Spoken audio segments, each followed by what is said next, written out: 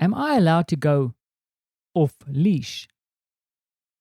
My name is Vander Puchert, and you are listening to Finding Frequency. Off leash. I'll get to that. First of all, kind of been feeling a little blue the last couple of weeks and really working through this idea of looking at the extraordinary every day is important, especially when I did the episode about talking about my father-in-law. You let slip up a little bit and then you kind of dip into the space. And I think one thing of this whole feeling blue or a little bit of darkness that moves over one's life from time to time, you have to deal with it, work through it, but then also don't deny it and just go with it. I think sometimes you need to just feel shit. Don't deny it. It's how you feel. And it annoys me sometimes that, especially when I go and check my LinkedIn and I run past it and other things, I see all this positive stuff all the time. And we are denying the fact that sometimes we feel like crap. Well, I say we are. I am. So deal with it. Enjoy it. But just we work through it. Anyways, I'm waffling on again. The reason I mention it is that one of the ways that I try and deal with when I feel a bit blue or gray or whatever is have little tactics. So today, one of the things that I did was actually reach out to my friend Jonathan. And Jonathan has been featured here before, and I've mentioned him a couple of times as my friend who lives in Kelce. He's originally from the Caribbean. Beautiful soul.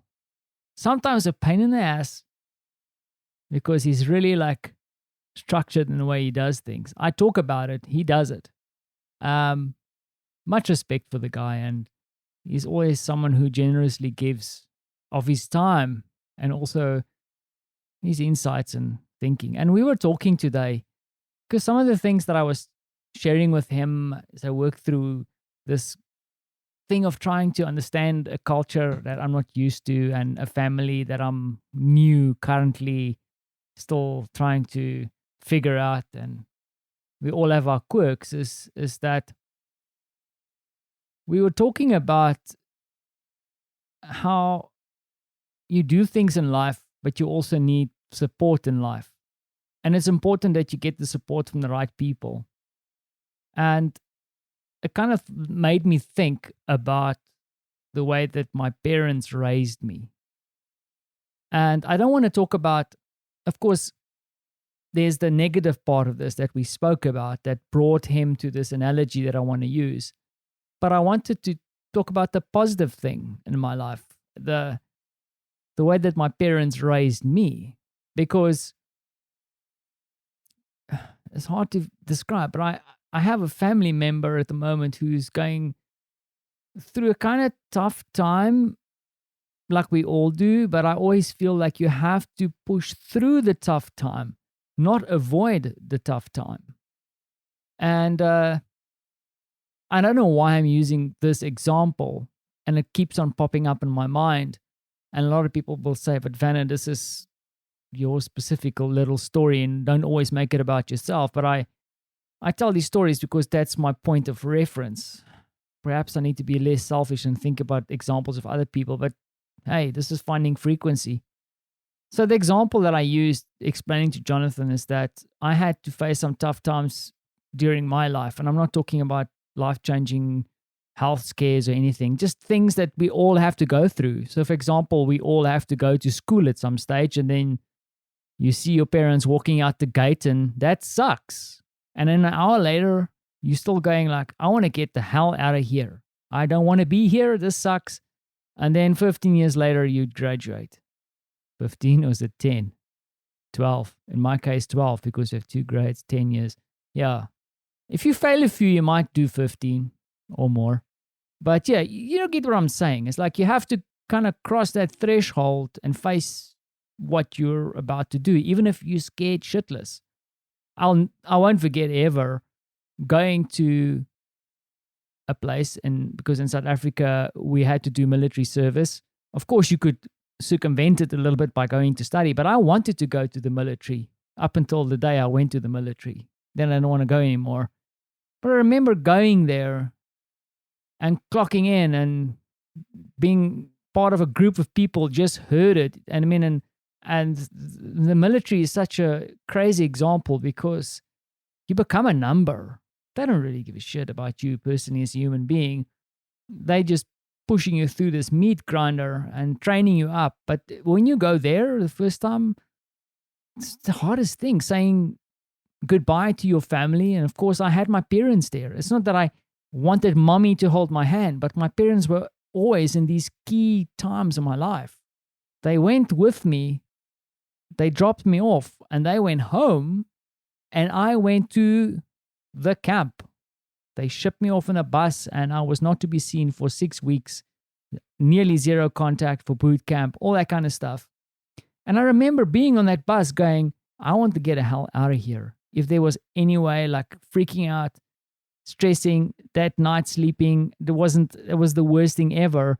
But you kind of start fighting with yourself and working in your mind how you can cope with this and how you have to push through. And there's many of these examples. I'm sure you have those examples too, where you had to do things you don't like. And I see it with Francie too.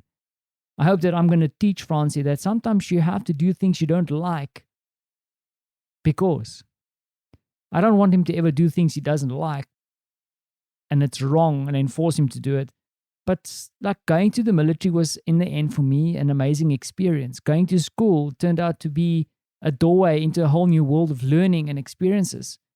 And a lot of these things you don't want to do, but you have to push through. And sometimes you have people with you to help you along the way. So where does the whole idea of off-leash come? Jonathan started talking about the idea of, it's not about being a mama's boy, but my parents have taught me to go off leash. Now, when you walk a dog, Jonathan said there's like two kind of dogs. There's a dog that you have a relationship with and you've built this trust with, and you're able and you've trained this dog and you've taught it and you've cared for it in such a way that when you release the leash, he's going to run around, do his thing, and he's not going to run away. And then you have dogs that cannot wait to go off leash because they want to go away. And probably the only reason they're going to come back is maybe to have some food. But they will go away. They will. And it's all about that relationship and that bond that you build. And I think I had that with my family, and that has allowed me to go off leash. In fact, go so off leash into a whole different culture and country and ecosystem. And that's thanks to people who have molded me and looked after me for so long.